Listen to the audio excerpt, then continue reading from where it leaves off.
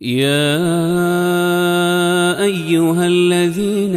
آمنوا إذا نودي للصلاة من يوم الجمعة فاسعوا إلى ذكر الله وذروا البيع ذلكم خير لكم إن كنتم تعلمون. الحمد لله رب العالمين، والصلاة والسلام على سيدنا وحبيبنا محمد وعلى آله وأصحابه أجمعين. ئیمانداران و خواناسانی زۆر بەڕێز، وتاری ئەم جومعەیەمان بە ناونیشانی کەسایەتی خۆت و خەڵکی بپارێزە، خوای پەروەردگار دەتپارێزێ. لە خزمەت جەنابتان و بیسەران و بینەرانی ئەم زنجیرە باسەدا لە خزمەت قورئاندا بووین. لە باسی یوسف پێغەمبەردا سەلات و سەلامی خوا لەسەری خۆی و باوک و باپیر و بابە گەورەی بێ. یوسفی کوڕی یعقوبی کوڕی ئیسحاقی کوڕی ئیبراهیمی خەلیل الله، کە ژیانی یوسف پێغەمبەر سەلامی خوای لەسەر بێ کە یەک سوورەتی تەواو بە ناوی سوورەتی یوسف لە قورئاندا هاتووە، زۆر زەرورە ئایەت بە ئایەت بەڵکو وشە بە وشە لەسەری بوەستین و بۆ ڕۆژگاری ژیانمان دەرسی دین و ژینی لێوەرگرین. باسی ئەوەمان کرد کاتێک یوسف دوای نزیکی 7 ساڵ زیاتر یان کەمتر لە بەندکردنی بەناحەق بە تۆمەتێکی ناڕەوا، خوای پەروەردگار دەرگای ڕەحمەتی لێ دەکاتەوە و بابەتەکان ئاشکرا دەبن و بەخۆی خەونی پاشاوە داوای لێ دەکرێت لە زیندان بێتە دەرەوە. بەڵام بە نوێنەری ڕەسمی پاشا دەڵێ بە پاشا بڵێن من نایەمە دەرەوە، با بڕوا لێکۆڵینەوە بکە، با لێکۆڵینەوە بکە و لەو ژنانە بپرسێ کە دەستی خۆیان بڕی لە کۆشکدا، ئەو بابەتە ڕوون دەبێتەوە. یوسف فەرمووی من ئێستا تۆمەتبارم بە گوناهێک کە پەیوەندیم پێوەی نەبووە و هەر بیریشم لێ نەکردوێتەوە، بەڵام ئەو هەموو ساڵە زیندانی کرام بە ناحەق، ئامادە نیم لەم زیندانە بێنمە دەرەوە و بەو سومعە خراپەی کە هەمە. چونکە یوسف سەلامی خوای لەسەر بێ ئومێدەوار بوو کە بتوانێت خزمەتێک بە تێگڕای مرۆڤایەتی بکە. ئەوە پەیامی موسڵمانە لە هەر شوێنەگا بێ خێر و ڕەحمەت و بەرەکەتە.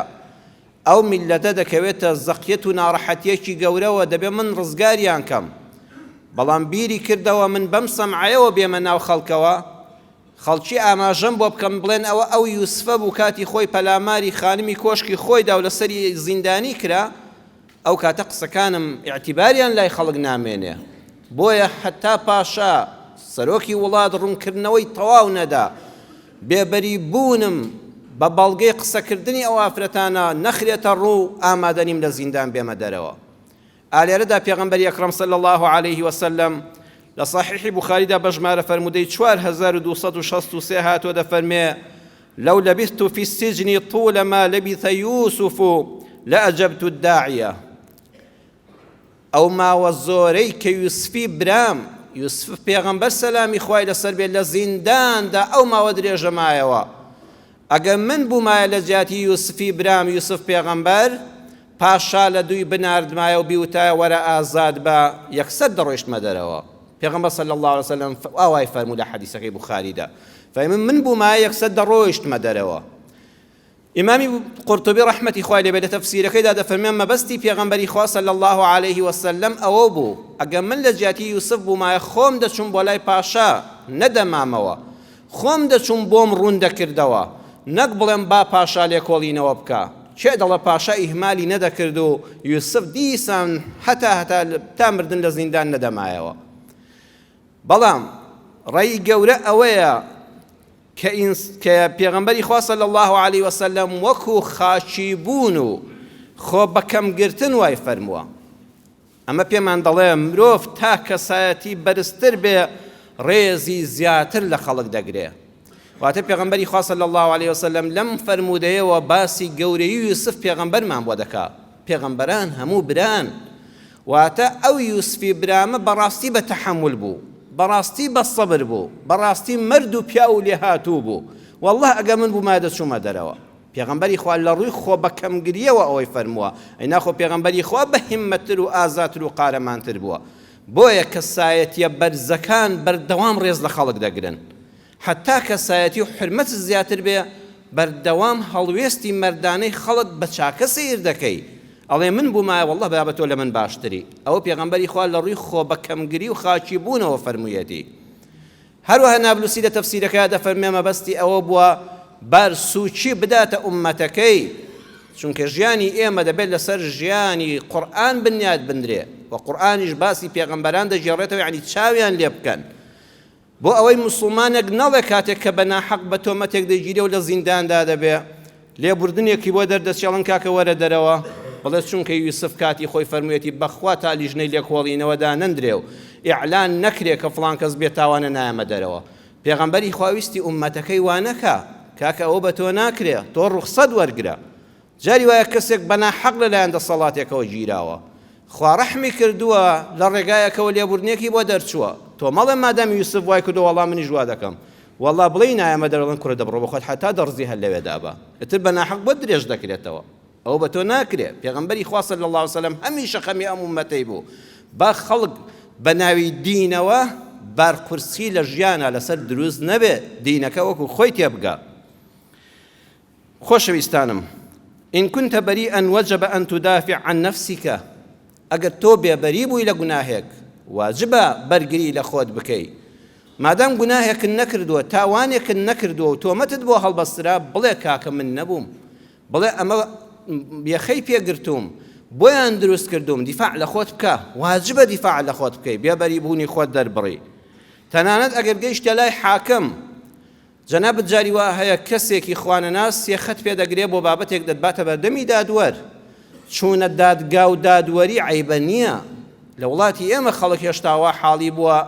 ئەگە بچێ لیژنە فتووە بە ڕێزەکان ئەگە بچێ بەردەمی مەحکەمە با خەڵک نەزانێ من لە مەحکەمە بانگ نەکراوم نەخێر وەڵڵا ئەو پەڕی چاکیە خوا دەکات مرۆڤەکان بگەنە ڕادەیەک کێشەکانیان لە جیاتی یەخەگرتنی یەکتر بەرنەبەردەمی دادوەر شتێکی زۆر چاکە ئەوە نیشانەی پێشکەوتنی وڵات و گەلان و میلەت و ڕۆشنبیری و سەقافەتە ئینسان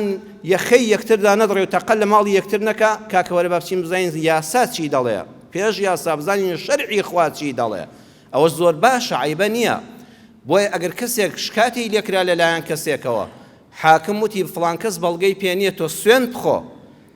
مادام بێت تاوانی و هیچن نەکردەوە بڵێ بەخوا بەڕاست و درۆ سوێن ناخۆم ناوەڵا واجبە سوێن بخۆی بچۆ خزمەت قورئان و کەلامی خوا سوێن بە گەورەی خوا بخۆ کە تۆ لەو گوناهە بێ بەری واجبە چونکە ئەگە سوێندن نەخوارد یعنی لەسەرت چەسبە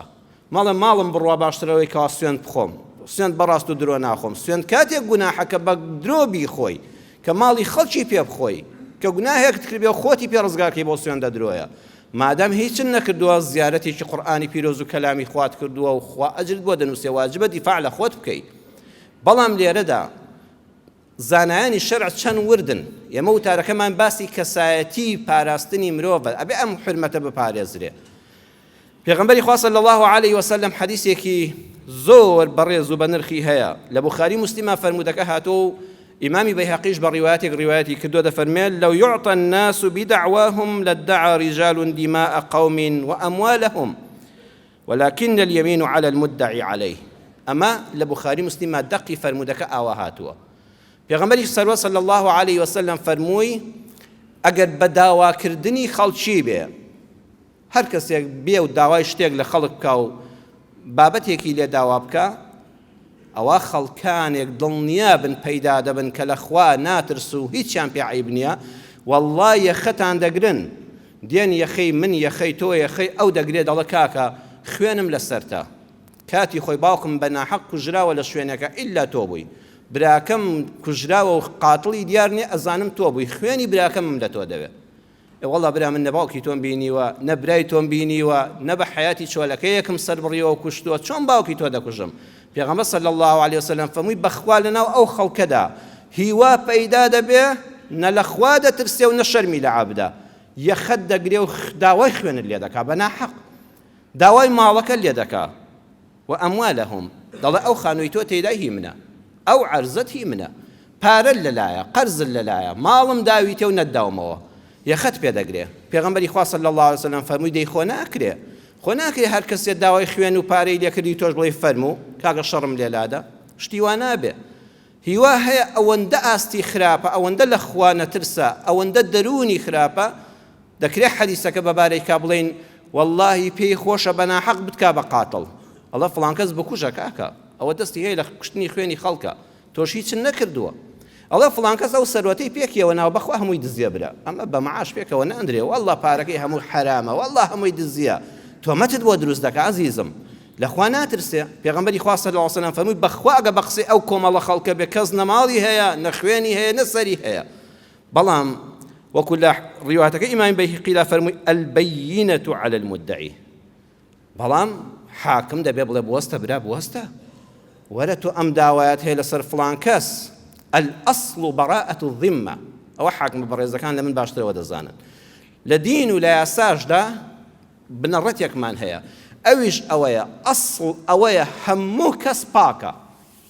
یعنی کەسێکت بینی لە محکەمە پۆلیس کە لە فچیان کرد بۆ دەستیەوە ئامان نەکەی بڵێ ئەوە گونەهبارە، ئەوە تاوانبارە. ئەسڵ جارێ ئەوەیە ئەمە بێبەریە،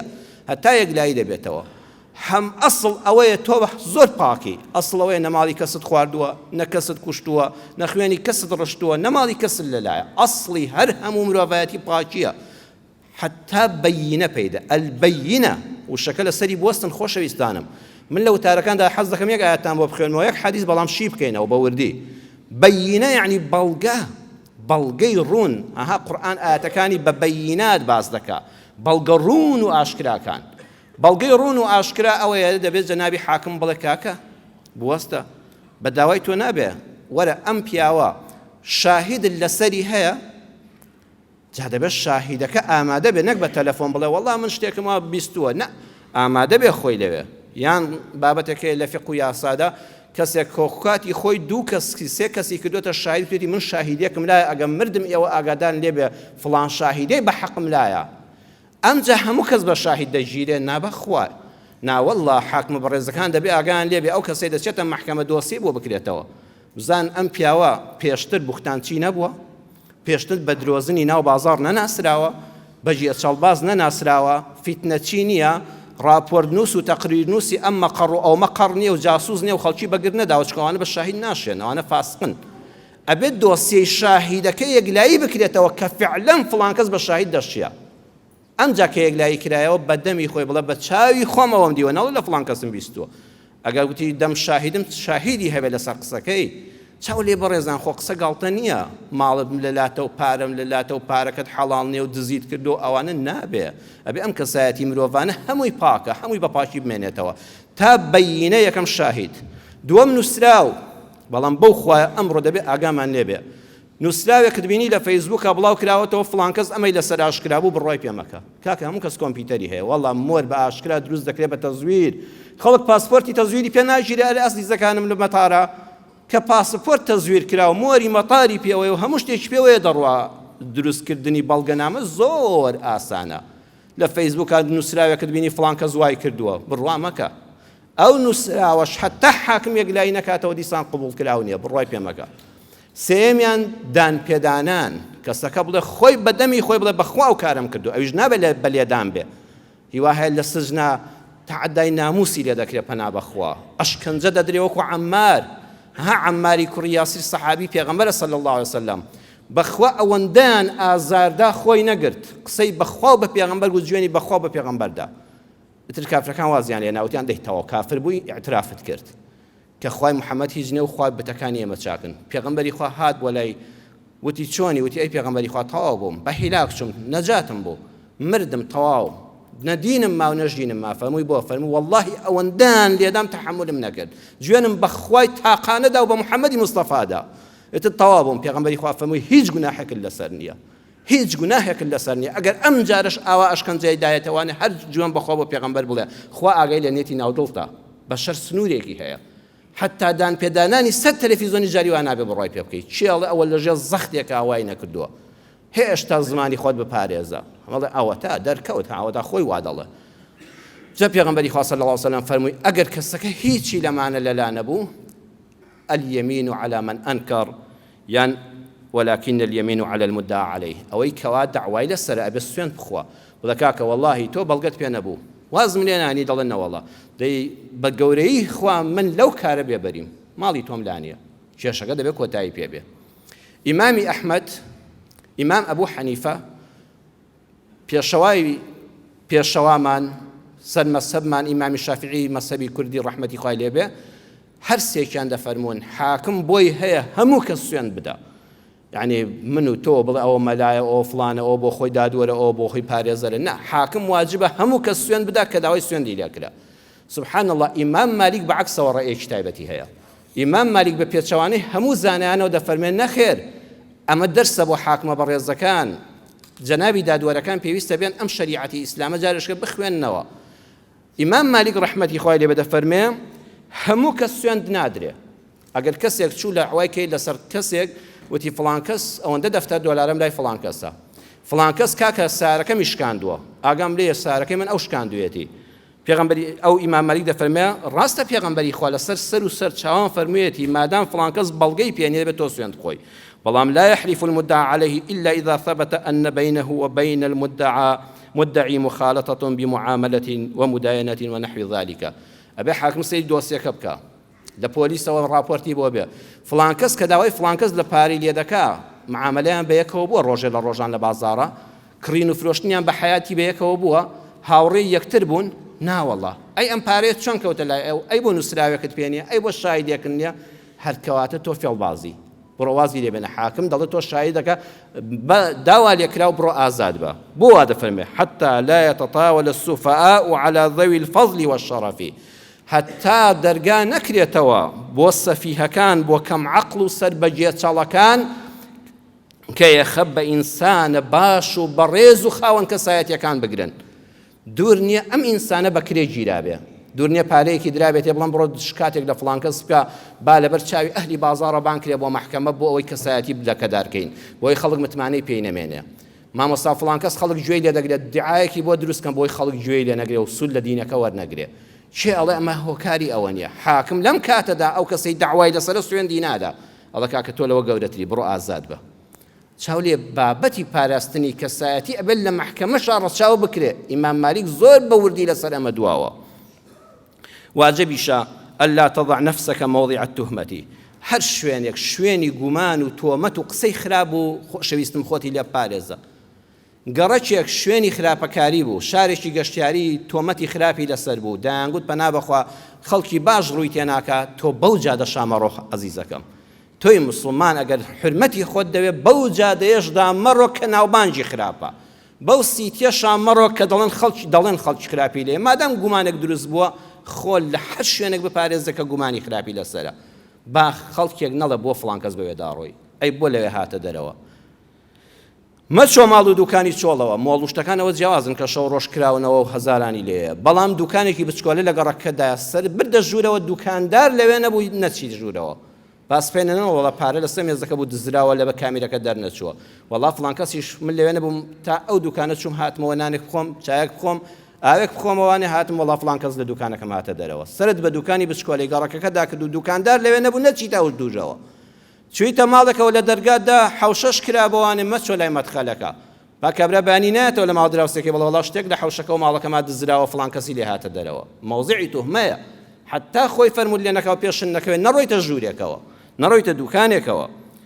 لەگەڵ خوشکەکەتدا بووی لە زانکۆ لە شوێنەکە لە مۆڵەکە لە پارکێکە لە سەیرانگایەکە پێ دەکەنین و قسەی خۆشتان دەکرد برادەرەکات وتی کاک فڵان کەس چۆنی یەکسە بڵێ ئەوە کاک فڵان کەسی هاوڕێمە بڵێ ئەوەش خوشکەکەمە ناوی فڵان کەسە با نەڵێ ئەم برادەرم ئەم کچە کوێ لەگەڵ یاوە بخوان بەیەکەوە پێ دەکەنن چاولێ یەکسە گومانێک دەچێتە دڵیەوە ئەمە لە کوێ وەردەگرین با کەسایەتی نەڕوشێ با لە شوێنێک باسن نەکە پێغەمبەری خوا صلی الله علیه وسلم سەروەر ئەمەی فێر کردوین سەروەرمان لە ئیعتیکافا بوو مەئەنجی ڕەمەزان بوو دەشەوی کۆتایی بوو لە مزگەوت تا شەو ڕۆژ نەدەڕۆیشتەوە نانەکەیان بۆ دێناو لە خێمەیەکی بچکۆلای ئیعتیکافی دەکرد بەس بۆ خواپەرستی مابەوە لە مزگەوتە لەو کاتەدا خاتو سەفیەی خێزانی هات سعاتێ لە خزمەت پێغەمبەر صلی الله علیه وسلم شتێکی ئاوا مایەوە کاتێکی زۆر مایەوە و دیارە قسە و باسی ژن و مێردایەتی خوان هەبووە لە ئیعتیکافە بەس جیماع ناکرێ واتە سەیرکردن دەستخستنە ناو دەستی یەکتر لە مزگەوتی شاژن و پیاوەکە لە ئیعتیکافە دروستە ئیعتیکافەکەی پێ بەتاڵ نابێتەوە پێغەمبەری خوا صلی الله علیه وسلم قسە و باسەکانی ماڵ و خێزانی لەگەڵا کرد کە ڕۆیشتە دەرەوە خاتو سەفیە دەفەرمێ پێغەمبەری خوا وەکو ئەدەبی خۆی گەورەی خۆی ڕێزگرتنی لە هاوسەرانی خۆی حتا دەرەوەی مزگەوت لەگەڵم هات ماڵەکەی خاتو سەفیە لەوانێت 10 مەترێک 20 مەترێک دوور بوو بێ بەڵام تا دەرەوەی مزگەوت لەگەڵم هات لەو کاتەدا شەو بوو تاریک بوو وەکو ئێستاش گڵۆپوشن نەبووە ئالەو کاتەدا دەفەرمێت دوو پیاوی ئەنساری بەوێدا تێپەڕین فەمەڕە ڕەجولانی من الئەنساری دوو گەنج دوو پیاوی خەڵکی مەدینە تێپەڕین پێغەمبەریان بینی لەگەڵ ژنێکا لەگەڵ کچێکا وەستاوە ئافرەتێکی گەنج وەستاوە یەکسەر تێپەڕین خێرا پەلەیان کرد ڕویان کرد بەولاوە پێغەمبەری خوا صلی الله علیه و سلم بانگی کردن کە ئەسرعاب گورگەلۆقەیان کرد و تێپەڕین فەرمووی عەلا ڕیسلیکوما کاکە بوەستن برا هێواش وەرن ئاوردنەوە سیرکەن إنها صفية بنت حيي أما خاتو الصفية كشي حيية كخيزان ما ورن أويا أولا كجنكي خوما وتيان سبحان الله يا رسول الله باكو بيقردي بو خواهي بيغمبري خواهي استغفر الله چي ده فرمويت هاد طريق مونوا إما خوانا خواستا قماني خراب بجنابت برين جا خوش ويستان سيدي حديثة كان چن وردن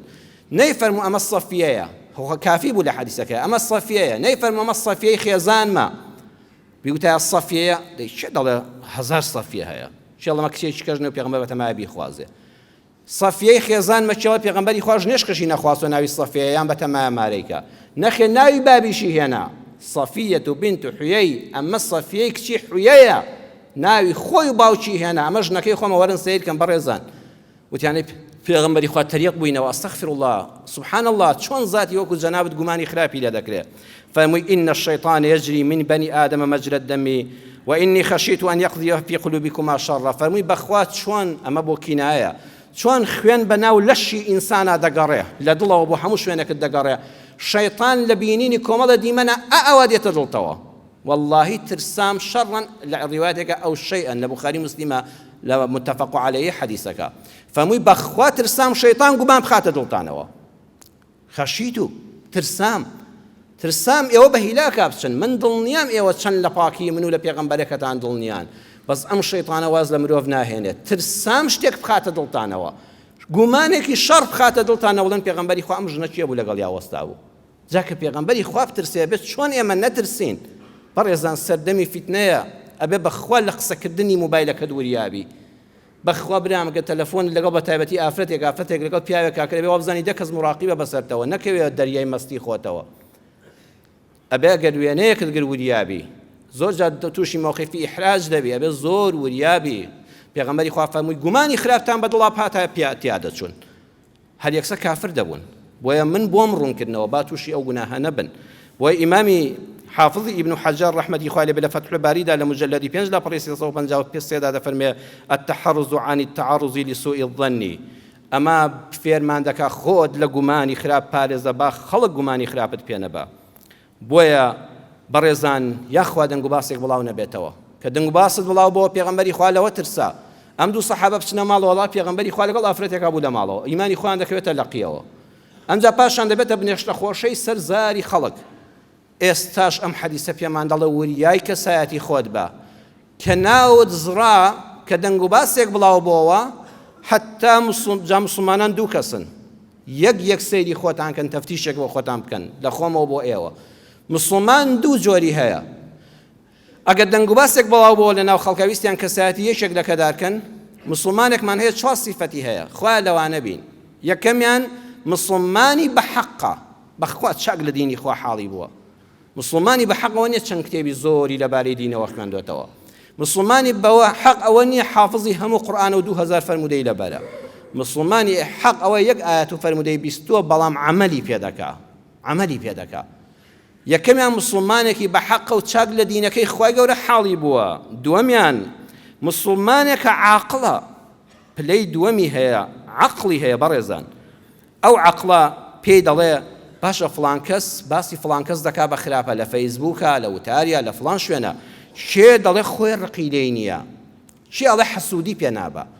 لەوەزیە فلان کەس کە ئەوەندە باسی خراپی فلان کەس دەکات نەگاتەوە پێی خۆی حەسوودە پێی ئەوێ لەم ڕێگایەوە بیشکێنێ عەقڵم بەکاردێنم لەوانەیە فلان کەس خۆی ڕقی لێی بێ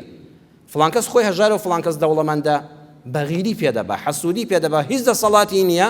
ئەوێ لەم ڕێگایەوە ڕقەکانی خۆی دەرببڕێت پێڵەن تەشەفی غەیبەتی دەکا بوختانی بۆ دەکا ها بەعەقڵ بیر دەکەمەوە کەواتە دەڵم دیسان زەڕبی دووەمیشی بەسەرا دێنم خەتێکی سوود سێمیان مسلمان بە ویژدانە مسلمانێکی بە ویژدانە پێ دەڵێ فلان کەس بەخوا بە چاوی خۆم برا هیچم لێ نەدیوە هیچم گوێ لێ نەبووە بەخوا هیچ زەرەریشی بۆ من نەبووە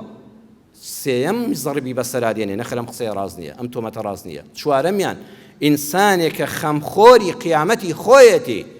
ئەگەر دەنگ و باسێک بۆ کەسایەتی فڵان کەس بڵاو کرایە و ویستیان بیشکێنن ئەگەر ڕاست و دروست بێ و هیچ خلافی تێدا نەبێت تۆ باست کرد و تەئیدت کرد هاجاری وایە بە یەک لایک ئەمڕۆیە ئەو پەنجەتەی سەر موبایلەکەت بە ڕۆژانە شت دەبینی فڵان کەس کوتیان وا خراپە ئەوا دزە ئەوە پیاوکوژە ئەوە فڵانە ئەوە گەندەڵە بۆ نمونە هەرچێکیان لەسەر کەسێک گوت ئەوە لەگەڵ فڵان ئافرەتا بینراوە یەک لایکت کرد بەس پەنجەیەکت گەیاندێ یەک کۆمنت نووسی ئەو کەسە ژەهری خۆی ڕشتووە تۆ لە قیامەتە ماڵی خۆت وێران کرد بەس بە یەک پەنجەی خۆت کە ئەوە لایکێکت بۆ کرد خەمی قیامەتی خۆت ئەوەیە ئەگەر ڕاست و دروست بێ وەکو خۆی من بڵاوی کەمەوە و تەئیدی بکەم هیچ پاداشتم لای خوا بۆ دەنووسرێ نابەخوای ئەی ئەگە خوا نەخواستەوانە بێ ئەوە هەر یەکسەر خۆت کردە قوڵایی جەهەنەمە و گوناهێکی کەبیرەت لەسەر خۆت وەکو قەتڵ و زینات تۆمار کرد ئەمە مسڵمانی عاقڵ مسڵمانی بەحەق مسلمانی عاقڵ مسلمانی بەویژدان مسلمانی خەمخۆری قیامەتی خۆی بە حیاتی تەداخلی کەسایەتی کەس ناگا نایەوێت کەس ناوزراوە بێ بەڵام هەتا یەک مسلمانی وا دەست دەکەوێت حرمەتم هەیە بۆ ڕووی جەناب و بیسەران و بینەرە بۆ خوا دە مسلمانی ناحاڵی دە مسلمانی گەمژەی جێل دە مسلمانی بەداخەوە بێویژدانی بێمنەت لە قیامەت جای وای منەتی بە قیامەت نییە والله حەز دەکە ڕۆژی سەزا قسە فڕێدار و زانێ قیامەتیش نییە بۆی نەدێتە جومعە و جەماعەت هەر گوێشی لێ نییە ئەم هەزار کەسی ئاوات بۆ پەیدا دەبێت کاکە قسە لە خۆوە ناکرێ یا لە فڵان کەس شتێکی لە فڵان کەس بینیوە لە خۆ باسی نەکراوە